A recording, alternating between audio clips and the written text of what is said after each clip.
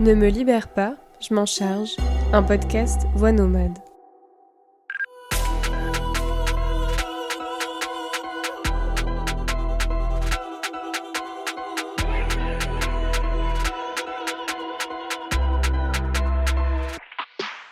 Aujourd'hui, c'est un épisode un peu spécial. Le premier épisode bonus de Ne me libère pas, je m'en charge.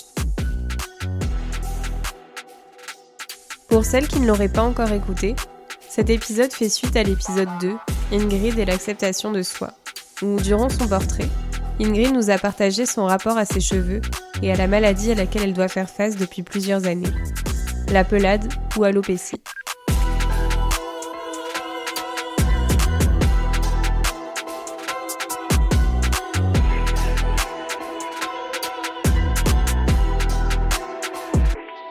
Depuis l'enregistrement, Ingrid a décidé de se raser la tête et elle nous fait part de la manière dont elle a vécu cet événement. Je vous laisse donc avec le partage de son expérience.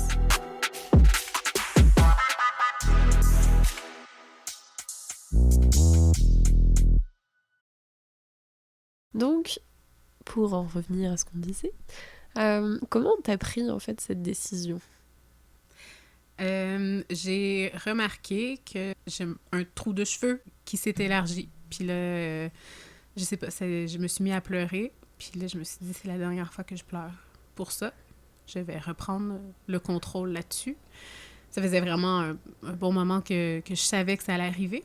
Puis, c'est cette crise de larmes-là que je me suis dit, ça suffit. Là, ça suffit. Il faut que je fasse quelque chose pour me soulager. C'est là que j'ai pris la décision de me raser. Et est-ce que tu peux raconter genre comment ça s'est passé? Ben, au final, j'ai choisi de le faire, d'organiser une petite fête avec ma coiffeuse, que ça fait des années qui me suit. Ça a été un grand moment très touchant aussi. Ben, en fait, je l'ai appelée en pleurant. Puis j'étais comme, ah, là, ça y est. Ben, elle savait là, que j'avais cette maladie-là, que j'avais la pelade. Puis j'ai dit, là, ça y est, j'ai pris la décision, j'ai envie de me raser, puis je veux que ça soit toi.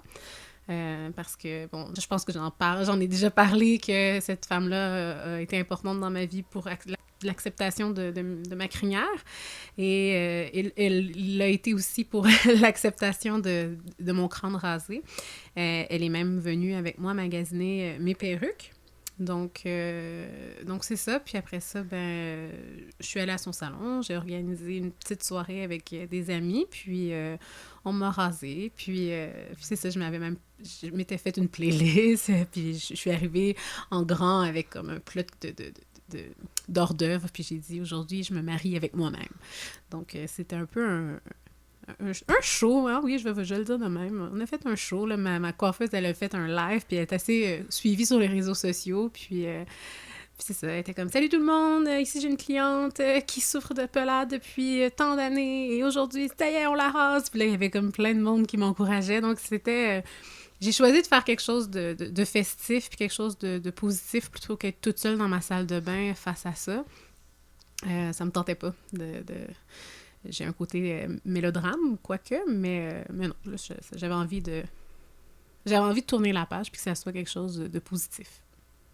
Comment ça s'est passé sur le moment? Genre, qu'est-ce que t'as ressenti quand t'as vu vraiment tes cheveux tomber, quoi, c'est ça? J'étais bien. J'étais prête. En plus, ça a pris du temps parce que, bon, pour une question de date, je pense que j'ai eu 1 mois. Donc, je pense que ça a été plus dur ce mois-là avant. Parce que des fois, je me disais « Oh non, est-ce que je vais y arriver? Est-ce que je vais y arriver? » Mais il y a une chose dans ma vie que j'ai compris, c'est que quand il y a quelque chose qui me fait peur, il faut que j'y aille. Puis là, je me suis dit « Non, il faut que j'y aille. » Puis de toute façon, là, en ce moment, j'en souffre, ça me fait mal, puis je vais certainement en perdre d'autres.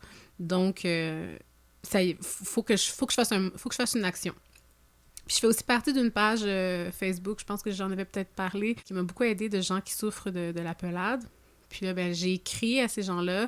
Il y a une fille juste avant moi qui s'est rasée la tête, puis elle s'est filmée, puis elle a parlé de tout ce qu'elle réfléchissait par rapport à ça, puis elle s'est rasée toute seule. Puis ça a été un moment pour moi très émouvant, puis on s'est suivis beaucoup par la suite, puis je lui ai écrit, puis tout ça, puis Elle me disait que justement, ça avait été une renaissance pour elle, puis elle m'a un peu fait tracer le chemin pour moi. Puis, ça a été la même chose pour moi. Vraiment, je me suis demandé pourquoi je l'avais pas fait avant. Mais c'est ça.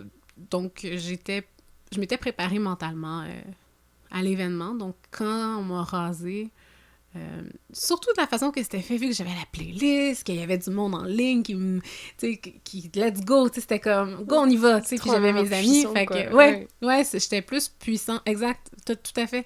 C'était vraiment dans un mindset de, je reprends le dessus sur cette maladie, fait que c'est moi qui va décider que les autres vont tomber, c'est pas la pelade qui va faire en sorte que j'aurai plus de cheveux. Fait que, c'est sûr que j'ai été émotive à un moment donné, mais je pense que c'était juste un soulagement. C'était plus ça. Puis après, moi, j'avais un peu peur aussi d'être surprise, de me voir comme ça. Puis je pense que ça a duré peut-être... Il y a une nuit, je me suis réveillée, puis je me suis vue dans le miroir, puis je fait... Mais après ça, non, c'est comme si j'avais toujours été rasée. Puis même que mes perruques, je trouve que ça me dénature. Je préfère ma tête rasée maintenant. Donc voilà comment ça s'est passé. C'était un renouveau, vraiment un renouveau pour moi. Et du coup, maintenant, comment tu te sens? Tu l'as un peu dit, mais quels effets ça a eu sur la vision de toi et ton identité? Je pogne vraiment plus avec les gars.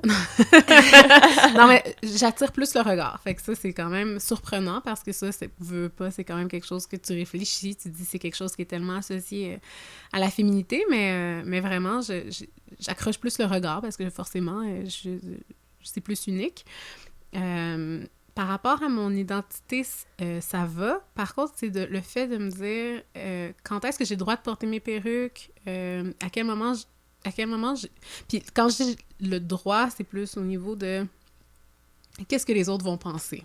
Donc ça, j'ai été beaucoup confrontée à ça au début, surtout que je travaille avec beaucoup de gens, donc là, j'arrive au travail, « Ah, tu t'es rasé les cheveux? Oui. Comment ça? Ah, OK. » Tu sais, il y a beaucoup de commentaires, puis après ça, c'était de me dire, « Mais là, j'ai envie de mettre ma perruque, est-ce que j'ai le droit? Qu'est-ce que les gens vont dire? » Là, la semaine passée, j'arrive les cheveux rasés, mais aujourd'hui, j'arrive avec une perruque. Et il va toujours avoir des réactions, il va toujours avoir des commentaires, donc c'est un peu ça qui a été plus...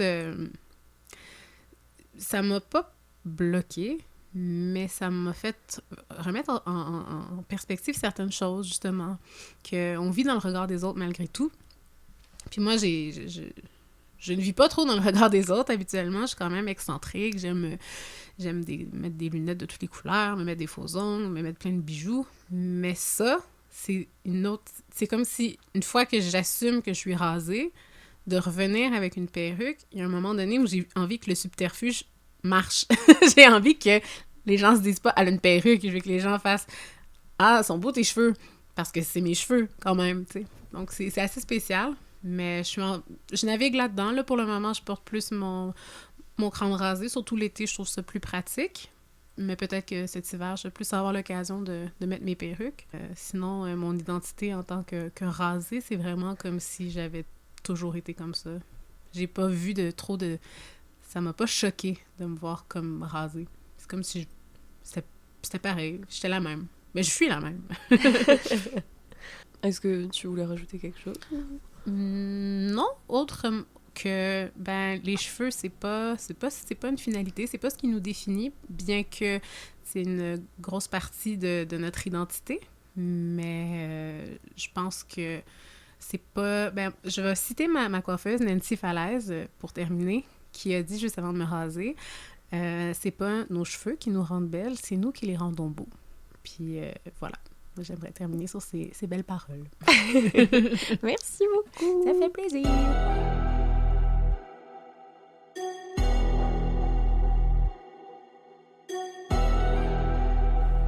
J'espère que cet épisode bonus vous aura parlé autant qu'à moi. Et comme d'habitude, je vous invite à retrouver tous les portraits réalisés sur le site web nemlibère-pas-je-m'en-charge.com et sur la page Instagram du même nom.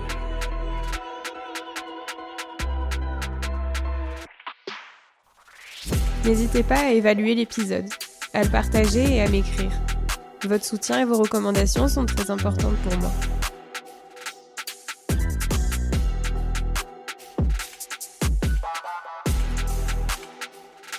En attendant de rejoindre ma prochaine invitée, je vous dis à très vite.